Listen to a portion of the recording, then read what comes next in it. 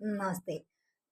നമുക്കറിയാം ഇന്ന് മുതൽ നവരാത്രി 9 ദിവസങ്ങളിലായിട്ട് നീണ്ടു നിൽക്കുന്ന നവരാത്രി വ്രതം, നവരാത്രി ദിനങ്ങൾ ആരംഭിച്ചു കഴിഞ്ഞു. അപ്പോൾ നമുക്കറിയാം നമ്മളെല്ലാവരും നമ്മുടെ കേരളത്തിൽ നമ്മൾ 3 ദിവസമേ ആചരിക്കാറുള്ളൂ അല്ലേ? ലാസ്റ്റ് വരുന്ന 7, 8, 9 ദിവസങ്ങളിൽ. പക്ഷേ നോർത്ത് ഇന്ത്യൻസ് പൊതുവായിട്ട് ഈ 9 ദിവസങ്ങളിൽ ആചരിക്കുമ്പോൾ ഒരു പ്രത്യേകതയുണ്ട്. അതായത് നമുക്കറിയാം കണ്ടിന്യൂസ് ആയിട്ട് നമ്മൾ ഈ 9 ദിവസങ്ങളിലും ആ ഒരു എനർജിയെ ദേവി ചൈതന്യത്തെ ഉണർത്തിയാനുള്ള കുറേ സാധനങ്ങൾ, കുറേ റിച്വൽസ്, കുറേ പ്രാക്ടീസസ്, കുറേ കാര്യങ്ങൾ ചെയ്യുമ്പോൾ നമ്മുടെ ഉള്ളിൻ്റെ ഉള്ളിൽ ആ ശക്തികൾ ഉണരും. സോ ആ ഉണർന്ന ശക്തിയെ നമുക്ക് മുന്നോട്ടുള്ള ലൈഫിലും നമുക്കതിനെ എങ്ങനെ ഹാർനസ് ചെയ്ത് നമുക്ക് എങ്ങനെ അതിനെ എനർജി ഉപയോഗിച്ച് നമ്മുടെ ജീവിതത്തിൽ ലൈഫിലും സന്തോഷം, സമാധാനം, ഒരു ഫുൾഫിൽമെൻറ്റും ഒരു നിറവ് എന്നുള്ളൊരു ഫീല് നമുക്ക് എങ്ങനെ കൊണ്ടുവരാം, അത് ഉപയോഗിച്ചിട്ട് നമ്മൾ ആ ശക്തികൾ ഉപയോഗിച്ച് നമുക്ക് എങ്ങനെ നമുക്ക് ആവശ്യമുള്ള കാര്യങ്ങളൊക്കെ നേടിയെടുക്കാം എന്നുള്ളതൊക്കെ നമുക്ക് പഠിക്കാൻ പറ്റും, നമുക്ക് അറിയാനും സാധിക്കും. നമുക്ക് ആ ഒരു എനർജി നമ്മുടെ ഉള്ളിൻ്റെ ഉള്ളിൽ നിന്ന് തനിയെ പുറത്ത് വരും ഈ 9 ദിവസങ്ങളിൽ നമ്മൾ കറക്റ്റായിട്ട് അത് ഫോളോ ചെയ്ത് കഴിഞ്ഞാൽ. അത് എങ്ങനെ, എപ്പോൾ, എങ്ങനെ എന്നുള്ളതൊക്കെ ഞാൻ പതിയെ പറഞ്ഞു തരാം. ഇന്നത്തെ ദിവസം ഞാൻ ഒരു ഇൻട്രോ തരുവാണ്. അതായത് ഈ ഒരു 9 ദിവസങ്ങളിൽ നമുക്ക് എല്ലാവർക്കും അറിയാം, ഈ 9 ദിവസങ്ങളിൽ നമ്മൾ എന്താ ദേവീ ശക്തിയാണ് നമ്മൾ ആരാധിക്കുന്നത് അല്ലേ? അപ്പോൾ ആദ്യത്തെ 3 ദിവസം നമ്മൾ ദുർഗ അല്ലെങ്കിൽ പാർവതി ദേവിയെ ആരാധിക്കും. നെക്സ്റ്റ് 3 ദിവസം നമ്മൾ എന്ത് ചെയ്യും? പാർവതി ദേവിയെ ആരാധിക്കും. ദെൻ വരുന്നത് ലക്ഷ്മി ദേവിയാണ് 3 ദിവസം. അപ്പോൾ ഈ 3 ദേവികൾക്ക് അതിൻ്റേതായ ശക്തികളുണ്ട്. ഈ 3 ദേവികൾക്കും ഓരോ ശക്തികളെ പ്രതിനിധാനം ചെയ്യുന്നുണ്ട് ആ 3 ദേവികൾ.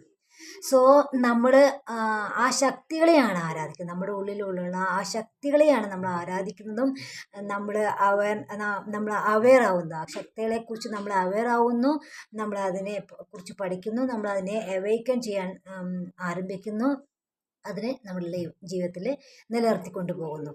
ഓക്കെ.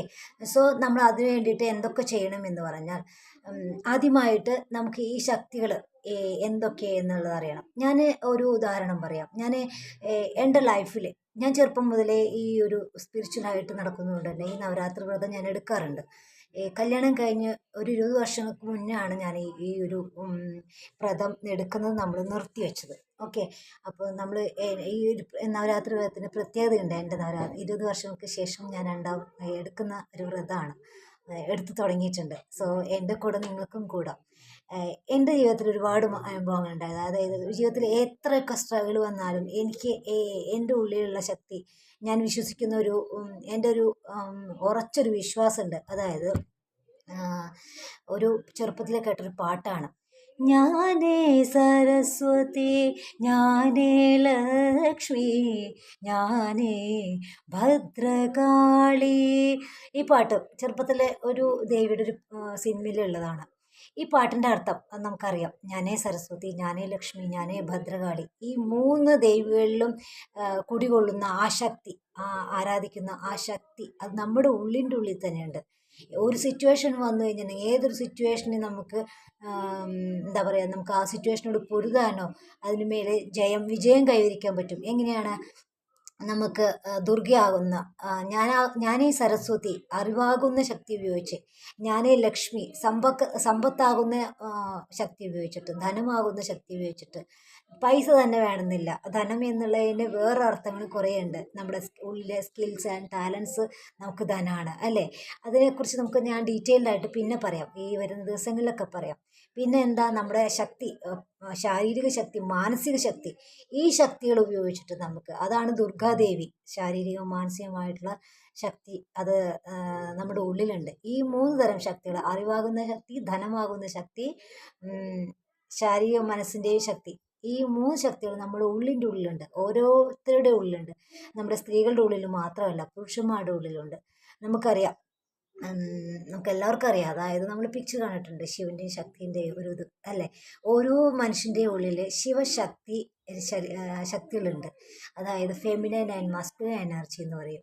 ഈ 2 എനർജികളും കൂടി ബാലൻസ് ചെയ്ത് ഇൻ്റഗ്രേഷനായാൽ മാത്രമേ നമ്മുടെ ലൈഫ് മുന്നോട്ട് പോവുള്ളൂ. അതെങ്ങനെ എന്നുള്ളതാണ് നമ്മൾ ശരിക്കും ആക്ച്വലി ബാൻസുരി വൈബ് എന്തിനാണെന്ന് ചോദിക്കാറുണ്ട്. എന്താ ഈ ബാൻസുരി വൈബ് എന്ന് ചോദിക്കാറുണ്ട്. അവർക്കുള്ള ഡീറ്റെയിൽഡ് ആയിട്ടുള്ള ഒരു മറുപടി കൂടിയാണത്. അതായത് നമ്മുടെ ഉള്ളിലുള്ള ഫെമിനൻ ആൻഡ് മാസ്കുലിൻ എനർജിയെ നമ്മൾ ഇൻ്റഗ്രേറ്റ് ചെയ്ത് നമ്മുടെ ജീവിതത്തിലും ലൈഫിലും ബിസിനസ്സിലും എങ്ങനെ നമുക്ക് ഫുൾഫിൽഡ് ആവാം, എങ്ങനെ നമുക്ക് ബിസിനസ്സും ലൈഫും നമുക്ക് സന്തോഷവും സമാധാനവും നമ്മുടെ ആത്മാവിൻ്റെ വഴി എന്ന് പറയില്ലേ, നമ്മൾ എങ്ങനെ അതുമായി അലൈൻ ചെയ്ത് മുന്നോട്ട് പോവാം എന്ന് പഠിപ്പിക്കുന്ന ഒരു സേക്രഡ് സ്പേസ് കൂടിയാണ് ബാൻസുരി വൈബ്. ആ കഥ ഞാൻ പിന്നെ പറയാം. ഇപ്പം നമുക്ക് പറയാനുള്ളത് എന്ന് വെച്ചിട്ടുണ്ടെങ്കിൽ നവരാത്രി അല്ലേ. നവരാത്രി ഈ 9 ദിവസങ്ങളിൽ നമ്മൾ എങ്ങനെയാണ് നമ്മുടെ ഈ ദേവികളുടെ ശക്തികൾ, നമ്മുടെ ഉള്ളിൻ്റെ ഉള്ളിലുള്ള ഈ ശക്തികളെ എങ്ങനെ വേക്കൻ ചെയ്യാം എന്നുള്ളതിനെ കുറിച്ചിട്ട് കുറച്ച് കാര്യങ്ങൾ ഞാൻ പറഞ്ഞുതരാം. അതായത് നമ്മൾ സാധാരണ രാവിലെ എണീക്കുന്ന പോലെ തന്നെ സാധാരണ എണീറ്റു വെള്ളം കുടിച്ചു, അത് കഴിഞ്ഞിട്ട് നമ്മൾ പറ്റാവുന്നവർ കുളിക്കാം. ഓക്കെ, കുളിച്ചിട്ട് നമ്മൾ ബാക്കിയുള്ള കാര്യം ഇല്ലെങ്കിൽ കൈയും കാലും മുഖം കഴുകി മാത്രം കഴുകിയിട്ട് നമ്മൾ എന്ത് ചെയ്യണം, ശൈലപുത്രി ആദ്യത്തെ ഡേ 1 ശൈലപുത്രിയാണ്. ശൈലപുത്രി മന്ത്രമുണ്ട്, ശൈലപുത്രി സ്തോത്രമുണ്ട്. അത് നമുക്ക് യൂട്യൂബിൽ നോക്കി കഴിഞ്ഞാൽ കിട്ടും. ജസ്റ്റ് റെക്കോർഡ് ചെയ്യുക, ഹെഡ്സെറ്റ് വയ്ക്കുക, നമ്മളത് കേട്ടിട്ട് ഒരു 10-15 മിനിറ്റ് നമ്മൾ മെഡിറ്റേഷൻ ചെയ്യുന്നുണ്ടായിരിക്കും. മിക്കവാറും മെഡിറ്റേഷൻ ചെയ്യുന്നവരുണ്ടായിരിക്കും അല്ലേ.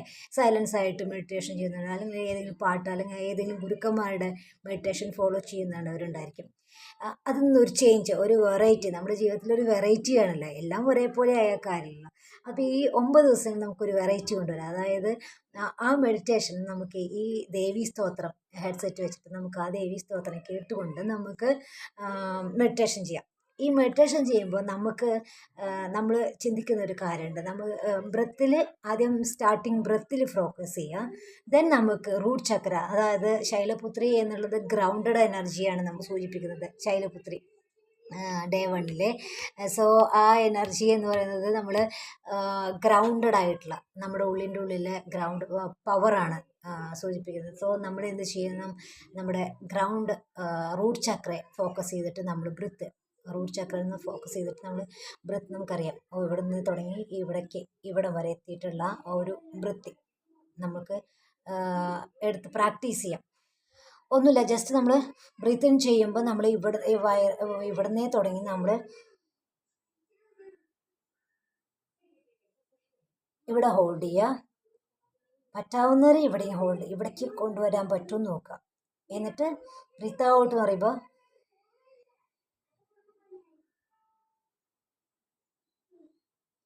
റൂട്ട് ചക്ര, അതായത് നമ്മുടെ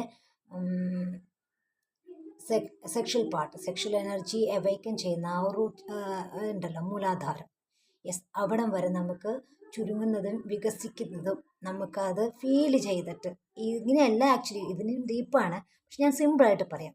നമ്മൾ ബ്രീത്ത് ഇൻ ചെയ്യുമ്പോൾ അതിങ്ങനെ നമ്മൾ ബ്രീത്ത് ഇൻ ചെയ്യുമ്പോൾ അതിങ്ങനെ വികസിച്ച് വരുന്നതായിട്ടും ബ്രീത്ത് ഔട്ട് ചെയ്യുമ്പോൾ അത് ചുരുങ്ങി ഷ്രിങ്ക് ചെയ്യുന്നതായിട്ടും നമുക്ക് തോന്നും. അങ്ങനൊരു ബ്രീത്ത് ഇൻ ബ്രീത്ത് ഔട്ട് ചെയ്യുക.